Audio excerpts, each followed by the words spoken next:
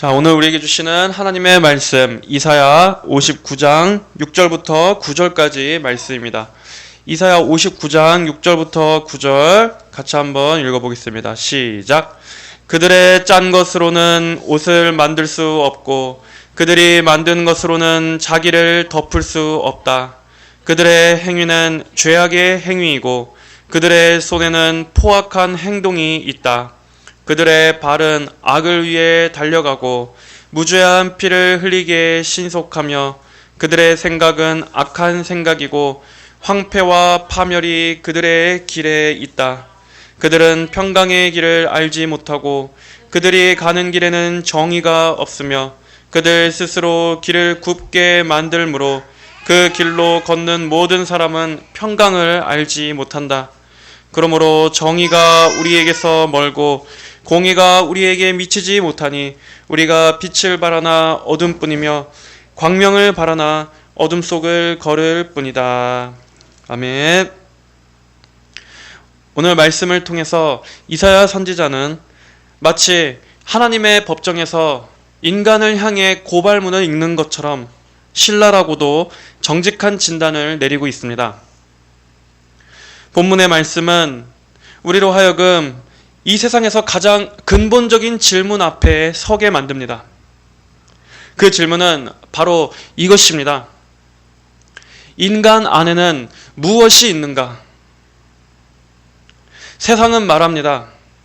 인간은 본래 선한 존재이며 교육이나 환경만 바뀐다면 또는 경제적 재분배를 통해서 모든 이들에게 공평한 풍요가 돌아가게 된다면 혹은 인권이 점차 더 신장하게 된다면 이 세상은 정의롭고 공의로운 세상이 될 수 있을 거라고, 그러면 인간은 더욱더 진화되고 더 온전해질 수 있을 거라고 이 세상은 말합니다. 그러나 성경은, 우리 하나님의 말씀은 그러한 세상의 낙관적인 기대와는 정반대의 진리를 선포합니다. 6절에 그들의 짠 것으로는 옷을 만들 수 없고 그들이 만든 것으로는 자기를 덮을 수 없다. 이 말씀은 한마디로 인간 안에서는 아무것도 나올 수 없다는 하나님의 선언입니다. 하나님께서 보시는 인간의 실상이 이러하다는 것입니다. 자, 다시 한번 6절 말씀을 봐보십시오. 그들의 짠 것으로는 옷을 만들 수 없고 그들이 만든 것으로는 자기를 덮을 수 없다. 자, 여기서는 의복에 대한 비유를 갑자기 말씀하십니다. 옷, 의복. 성경에서 이 의복은 단지 우리의 이 신체를 보호하는 수단을 넘어서 인간의 영적 상태와 하나님과의 관계를 상징적으로 드러내주는 아주 중요한 개념입니다. 아담이 범죄 후에 타락했을 때 그가 가장 먼저 발견한 것이 바로 벌거벗은 부끄러운 자신의 모습이었습니다. 그래서 아담은 그 수치를 가리기 위해서 무화과 나뭇잎으로 급히 자신의 부끄러움을 가렸었습니다. 그런 아담과 하와에게 하나님께서는 한 동물의 희생을 통한 가죽 옷을 입혀주심으로써 장차 하나님께서 이루실 속죄와 의의 옷을 미리 예표해 주셨었습니다. 그리고 신약에 구원받은 성도들이 예수 그리스도의 의의 옷을 입는 것도 역시 이 의복의 개념으로 말하고 있고, 또 성도가 죄와 싸우고 주님께서 입혀주신 이 의의 깨끗하고 흰 옷을 더럽히지 않으라고 명하시는 것도 바로 이 의복의 개념을 빌어 설명해 주시고 있는 것입니다. 이처럼 어떤 인간이 어떠한 옷을 입었는가 하는 것은 하나님 앞에서의 우리 인간의 상태를 드러내주는 아주 중요한 개념이라고 말할 수 있습니다. 벌거벗음 또는 예복을 갖춰 입지 않음, 이것은 구원이 없음을, 천국에 갈 수 없음을 말하는 것입니다. 그리고 옷을 입혀주시고 우리의 부끄러움과 수치를 가려주시고 우리에게 하얗고 깨끗한 흰 세마포 옷을 입혀주시고, 이것은 하나님의 은혜와 용서와 자비를 입는 것을 말씀해 주는 것입니다. 그런데 오늘 성경은 말씀합니다. 그들의 짠 것으로는 옷을 만들 수 없고 그들이 만든 것으로는 자기를 덮을 수 없다. 자, 그들의 짠 것. 여기서 말씀하고 있는 것이 어떤 옷을 만드는 섬유나 또 실을, 그러한 직물을 가리키는 것으로 이해할 수도 있지만, 자, 6절 바로 위에 있는 5절 말씀과 연결지어서 볼 때 이것은 그냥 실이 아니라 거미줄을 가리키는 것이라고 이해할 수 있습니다. 5절에 독사의 알들을 품고 거미줄을 치니, 우리는 오늘의 이 말씀을 통해서 어떠한 것들을 우리 마음에 새겨야 하겠습니까? 첫째로, 인간이 자신을 가리려는 모든 행위는 거미줄일 뿐입니다. 하나님께서는 우리 사람 안에서 만들어내는 의로움, 도덕적 체계, 종교적 열심과 수양들을 거미줄에 비유하십니다. 여러분, 거미줄을 보셨습니까? 거미줄은 정말 복잡하고 정교합니다. 어떻게 그렇게 구조적으로 정밀하고 또 균형이 잡혀 있는지, 어떨 때는 심지어 아름다워 보이기까지 합니다. 그러나 그것으로는 몸을 가릴 수 없습니다. 따뜻함도 줄 수 없습니다. 보호도 되지 않습니다. 사람들은 자기의 행위로, 자기 노력으로, 또 자기의 도덕과 성품과 정의와 신념으로 자신을 가리려고 합니다. 그래도 나 정도면 뭐 괜찮은 사람이지, 나는 그렇게 나쁜 사람은 아니야.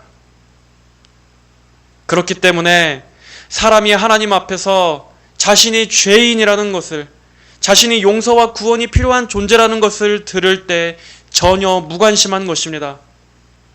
전혀 필요를 못 느끼는 것입니다. 자신이 죄인이며 자신이 하나님의 구원이 절실히 필요한 존재라는 것을 자각조차 못하는 것입니다. 그러나 성경은 하나님 앞에서 우리 인간 모두는 다 벌거벗은 자들이라고 말씀합니다. 아무리 내 자신을 선하고 옳은 사람이라고 스스로 치장해도 그것은 거미줄과 같이 얇은 것이며 그 앞에서 우리는 드러납니다. 우리에게는 하나님 앞에 받아들여질 만한 그 어떠한 의도 없다고 성경은 분명히 말씀하고 계시는 것입니다. 이 의의 문제, 여러분, 하나님의 의란 무엇입니까? 먼저 하나님의 의는, 하나님의 의로우심은 하나님께서 공의로우시고 거룩하신 그분의 완전하신 성품을 말합니다. 그 하나님의 의로움은 완전함을 요구하십니다. 하나님께서 사람에게 완전함을 요구하신다는 것이 어느 정도냐? 인간은 하나님께서 금하신 죄들을 짓지 않아야 할 뿐 아니라 그 반대의 측면, 즉 적극적인 순종의 측면도 온전히 순종해야만 합니다. 예를 들어 살인하지 마라. 이 말은 외적으로 누군가에게 폭력과 살인 행위를 저지르지 말라는 것만이 아니라 마음으로도 누군가를 미워하지 말아야 한다는 것입니다. 그리고 심지어 마음으로 미워하지 말아야 할 뿐 아니라, 즉 이 명령의 금지 조항에 완벽하게 순종할 뿐 아니라 적극적인 측면, 즉 미워하지 않을 뿐 아니라 사랑해야 한다. 적극적으로, 그것도 100% 완벽하게 언제나 늘 사랑해야 한다는 것입니다. 그저 금하신 죄들을 안 하는 데서 그치는 것이 아니라 적극적인 순종과 실천까지 모든 생애 내에 완벽하게 철저하게 순종해야 하는 것. 그리고 여기에서 조금이라도 미치지 못한다면 그것은 죄가 됩니다. 그리고 율법의 전체 조항 중에서 단 하나라도 어긴다면 모든 것을 어긴 것이 됩니다. 하나라도 불순종하면 전부가 불순종하는 것으로 된다. 이것이 하나님께서 요구하시는 완전한 의의 기준입니다. 만약 우리가 이 하나님의 의를 제대로 안다면 사람은 이렇게 자기 고백을 할 수밖에 없을 것입니다. 내 안에는 어떠한 의도 없구나. 내 안에는 하나님 앞에 내가 감히 의롭다고 내세울 만한 것이 눈꼽만치도 없구나. 사람이 아무리 많은 돈과 지식과 자신의 대단한 커리어로 치장한다 할지라도 인간은 하나님 앞에 서면 아무런 의가 없는 존재일 수밖에 없습니다. 다 거미줄에 불과한 것들일 뿐입니다. 나의 불의함을 가려주고 내 죄를 덮어줄 수 있는 것은 오직 내 안에서 나오는 것이 아니라 예수님의 의의 옷밖에는 없는 것입니다. 그러니까 교회에서는 자꾸 사람을 추켜 세워주면 안 됩니다. 오히려 하나님 앞에서 우리 모두가 다 낮아져야 한다는 것에 대해서 들어야 합니다. 인간은 낮아지고 오직 하나님만이 홀로 영광 받으시고 높여지셔야 한다는 것에 대해서 계속해서 들어야만 합니다. 전해야만 합니다. 그렇다고 해서 인간을 더 억압하는 쪽으로 나가게 되느냐? 절대 그렇지 않습니다. 오히려 사람이 낮추어지고 하나님만이 높임을 받으실 때, 그럴 때 사람이 존귀해지게 됩니다. 사람에게 있는 자존감의 방향을 바꿔주는 것입니다. 인간이 하나님의 형상으로서 하나님 안에 있을 때 그것이 사람을 더 존귀하게 만들어주는 것을 아십니까? 사람은 그럴 때만이 건강한 자존감, 성경적 자존감을 갖게 됩니다. 그렇게 바른 방향을 찾기까지, 바른 방향으로 교정되기까지 인간의 그 의를 깨트리는 이 성경적 작업을 지속적으로 해야 하는 것입니다. 물론 오늘날과 같이 이렇게 사람들이 자아로 충만하고 자아에 몰입하고 또 자존감을 중요하게 여기는 지금 이러한 시대 속에서 이러한 방식은 환영을 받지 못합니다. 하지만 사람들의 자존감을 축혀 세워준다고, 그런다고 세상이 교회를 더 환영합니까? 세상이 교회를 더 좋게 봅니까? 그리고 거기에서 참된 구원이 나옵니까? 절대 그렇지 않습니다.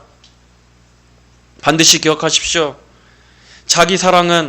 인간의 그 지독한 자기 사랑은 자기를 더 행복하게 만들어주는 것이 아니라 더 고통스럽게 만든다는 것을.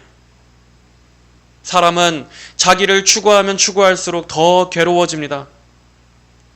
왜냐하면 사람 안에서는 아무리 답을 찾아도 찾을 수 없기 때문입니다.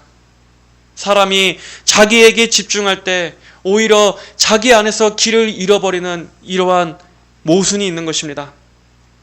하나님을 추구해야 사람이 행복해집니다.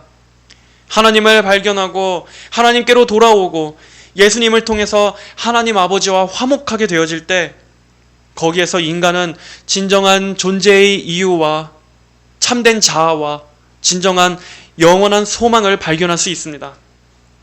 그러므로 사람의 의의는 계속 부인되어야 합니다. 그리고 오직 예수님의 의에 기대라고 계속해서 성도들을 거기로 이끌어줘야 하는 것입니다. 자기를 향하고 있는 이 타락한 인간의 본성에서 예수님께로 향하도록, 예수님을 바라보도록 계속해서 교회는, 목사는, 설교자는 사람들의 눈을 그리스도께로 향하도록 해줘야 하는 것입니다.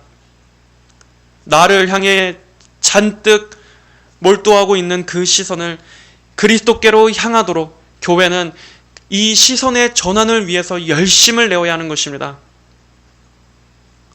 한 사람의 죄인이 진정으로 거듭났다 라고 말할 수 있는 것은 이렇게 자기의 의의가 포기되어질 때입니다.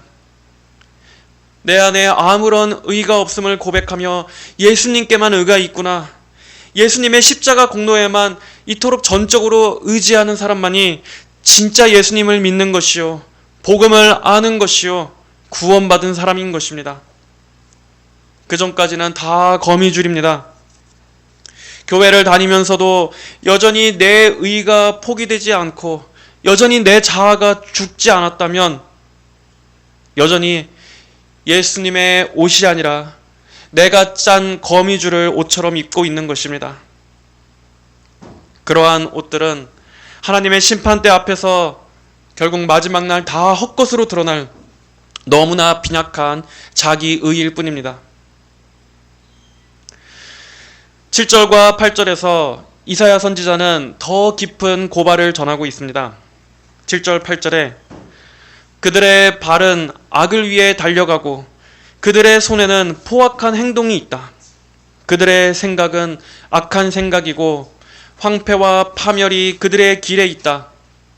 그들은 평강의 길을 알지 못하고 그들이 가는 길에는 정의가 없으며 그들 스스로 길을 굽게 만들므로 그 길로 걷는 모든 사람은 평강을 알지 못한다. 자, 오늘 말씀에서 보게 되는 두 번째 교리는 죄의 결과는 영적 혼돈과 어둠일 뿐이라는 것입니다. 우리가 이 7절, 8절을 말씀을 자세히 보면 죄는 단순히 행동의 문제만이 아님을 알 수 있습니다. 물론 여기에 나오는 말씀은 다 행위를 말하고 있는 것입니다. 그러나 자세히 살펴보십시오.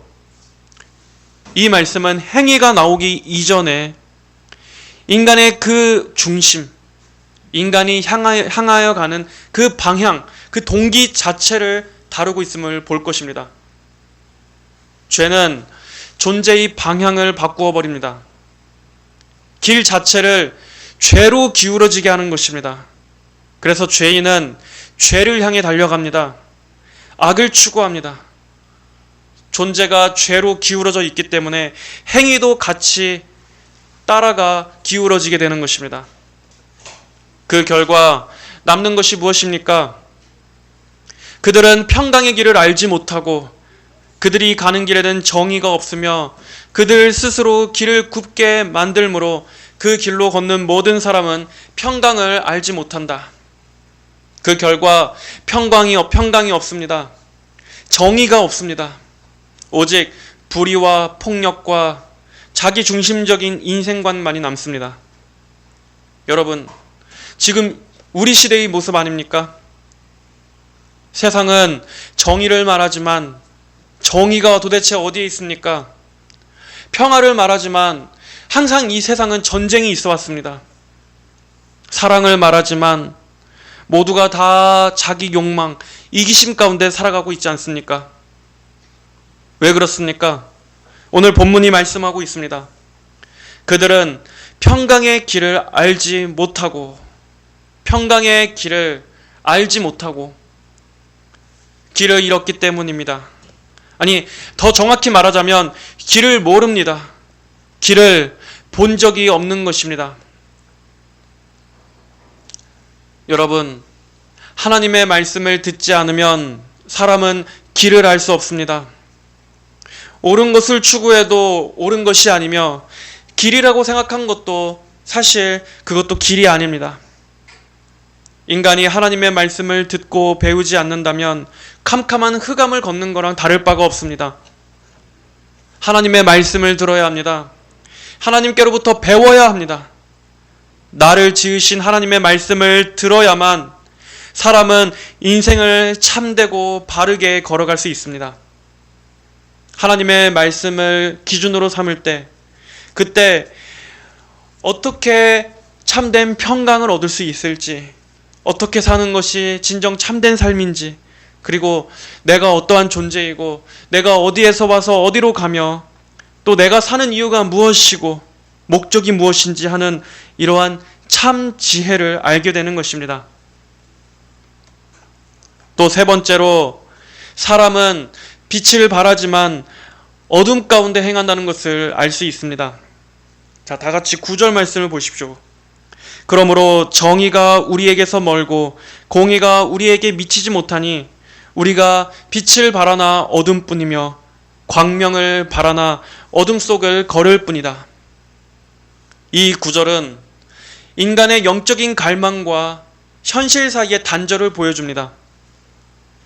우리가 빛을 바라나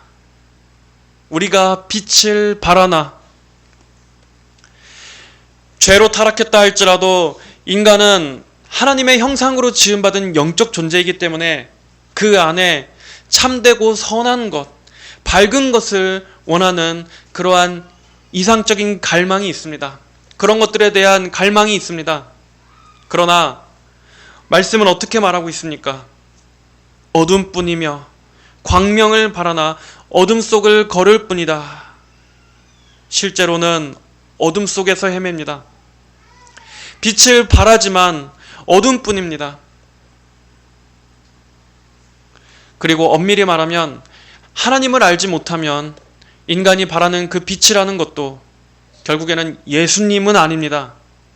구원이 아닙니다. 영생이 아닙니다. 빛을 바라나 여기서 이 빛은 이 죄인이 자신의 죄로 인해 굽어져 있는 상태에서 바라는 그 빛이란 예수님으로부터 오는 참된 구원이 아니라 그저 자기 욕망이 원하는 빛일 뿐입니다. 다시 말하면 인간은 참 빛이 무엇인지 정확히 알지도 못하면서 막연히 빛을 바란다는 것입니다. 그래서 조나단 에드워즈는 이렇게 말했습니다. 하나님 없는 갈망은 도덕적으로 파산한 욕망일 뿐이다 라고. 하나님을 갈망하지 않은 채 사람이 바라는 모든 갈망은 욕망일 뿐입니다. 거기에도 죄가 물들어 있습니다. 여러분, 그러나 어둠 속에 있는 사람을 진정으로 빛으로 이끌어주는 것은 오직 무엇뿐입니까? 하나님께서 친히 그 영광의 빛을 비춰주셔야 합니다. 영혼의 눈이 열려서 하나님의 실제하심이 믿어지게 해주시고 하나님을 알게 해주셔야 합니다. 이것만이 진짜 사람의 어둠을 밝히는 빛입니다. 이렇게 오늘 말씀 전체는 인간 안에서는 도저히 아무것도 나올 수 없다는 것을 일관되게 말씀하고 있습니다. 인간의 이러한 죄악과 무능함, 완전한 어둠을 선명히 드러내고 있는 것입니다. 그러나 이사야 59장은 단지 거기에서 끝나지 않습니다. 하나님께서 친히 구속의 길을 여시는 장면으로 이어집니다. 이사야 59장 20절, 구속자가 시온에 오시며 야곱 자손 중에 반역으로부터 돌이킨 자들에게 오실 것이다. 여호와의 말씀이다. 여러분, 인간 안에서는 소망이 나올 수 없습니다. 사람 안에서는 죄와 어둠밖에 나올 것이 없으므로 구원은 어디로부터 와야 하는가? 구원은 외부에서부터 와야 합니다. 위로부터 임해야 합니다. 하나님으로부터 와야 합니다. 하나님으로부터 정의와 공의가 와야 하고 하나님으로부터 빛이 와야 합니다. 바로 그렇기 때문에 하나님께서는 구속자를 보내주신 것입니다. 인간 안에서 스스로 구원을 이루라는 것이 아니라 도저히 할 수 없기에 하나님 편에서 구속자, 구원자를 위에서 외부에서 이 땅 가운데 내려보내 주신 것입니다. 그 구속자가 누구십니까? 바로 예수 그리스도이십니다. 20절에 보면은 구속주가 시온에 오시며, 또는 다른 번역에서는 임하시며, 이 말은 하나님께서 움직이셨다는 뜻입니다. 죄와 어둠에 갇혀 아무것도 할 수 없는 인생들을 위하여 하나님께서 움직이셨다. 하나님이 먼저 찾아오셨다. 바로 이것이 복음의 시작이자 복음의 중심입니다. 우리가 하나님을 찾아가는 것이 아니라 하나님이 우리를 찾아오셨습니다. 우리는 의를 만들어낼 수 없지만 하나님께서 우리에게 의의 옷을 입혀주시러 오신 것입니다. 그래서 복음은 오라는 소식이 아니라, 우리 스스로 하나님께 가라는 소식이 아니라 오셨다라는 소식입니다. 하나님이 죄인을 위해 오셨다. 하나님께서는 이 땅에 빛을 보내주셨습니다. 그 빛이 예수 그리스도이십니다. 요한복음 1장 4절 5절, 그 안에 생명이 있었으니 이 생명은 사람들의 빛이라. 빛이 어두움에 빛이 돼 어두움이 깨닫지 못하더라. 예수님께서 이 땅에 오셨을 때 사람들은 예수님을 배척했습니다. 왜냐하면 그 빛은 죄를 드러냈기 때문입니다. 구원의 환한 빛으로 인도하기 전에 먼저 그 환한 빛 가운데 우리 자신의 죄악됨을 보게 하시는 빛입니다. 그러나 여러분, 그 빛을 피하면 구원이 없습니다. 하지만 그 빛 안으로 들어오면 우리는 살게 됩니다. 예수님의 빛은 우리의 죄를 여실히 폭로하지만 동시에 치료하는 빛입니다. 그리스도의 빛은 심판이자 소망입니다. 인간이 어둠 속에서 빛으로 나올 수 있는 유일한 구원은 바로 예수님께로 나오는 것입니다. 여러분, 하나님 앞에 지금 여러분의 영혼은 어디에 있습니까? 여러분이 자신하는 의로움은 무엇입니까? 그것은 다 거미줄이지 않습니까? 그런 것들로 과연 하나님 앞에 받아들여질 수 있다고 생각하십니까? 여러분은 정의를 중요하게 생각할 것입니다. 그러나 여러분에게 하나님이 없다면 하나님이 없이 정의가 무엇인지를 도대체 어떻게 정의할 수 있습니까? 정의가 무엇입니까? 여러분은 이 세상에 평화가 간절히 필요하다는 것에 동의할 것입니다. 그러나 그러면서도 동시에 여러분은 평강의 왕을 피하고 있지 않습니까? 이 세상의 화평과 정의와 빛과 소망과 모든 것이 올바르게 되어지는 것을 중요하게 여기면서도 정작 여러분 자신은 하나님과 화평해지려 하지 않고 하나님의 빛을 거절하며 하나님의 정의와 공의를 멸시하며 하나님께서 주시는 화평과 소망을 거부하고 있는 모순을 범하고 있지는 않습니까? 골로새서 1장 13절, 그가 우리를 흑암의 권세에서 건져내사 그의 사랑의 아들의 나라로 옮기셨으니 그 아들 안에서 우리가 구속 곧 죄사함을 얻었도다. 흑암의 권세에서 건져내사 우리에게 구속, 죄사함을 얻게 하는 것은 바로 그 아들 안에서 여기뿐입니다. 이 세상에는 오직 예수님의 빛 외에는 참된 빛은 그 어디에도 없습니다. 빛은 오직 위로부터 임하는 그 신적인 빛, 하나님께서 보내신 구세주 예수 그리스도께만 있습니다.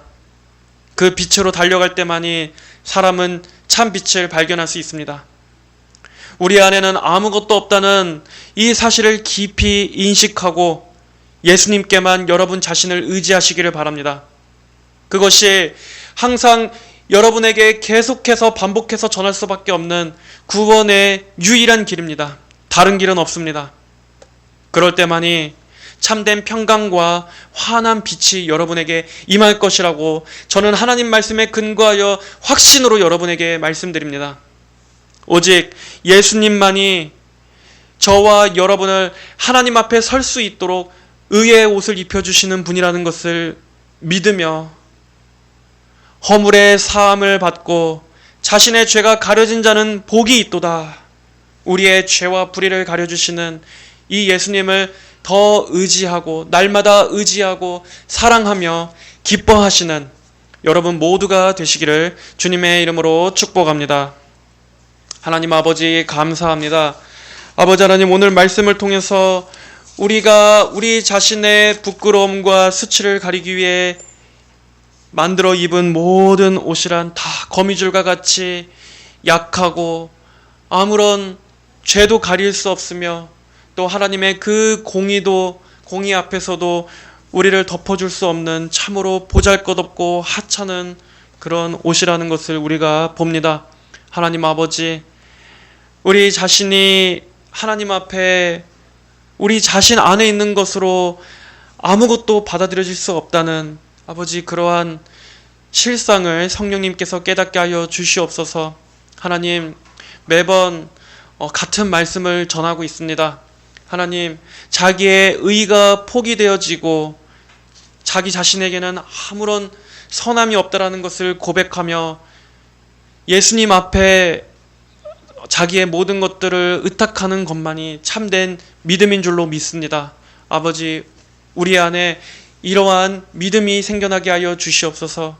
이 말씀을 듣는 이들 가운데 그러한 참된 자기 고백, 그리고 그리스도를 향한 믿음의 고백이 나올 수 있도록 성령님께서 역사하여 주시옵소서. 죄인들을 변화시켜 주시옵소서. 예수님께로 이끌어 주시옵소서. 감사하며 살아계신 예수님 이름으로 기도합니다. 아멘.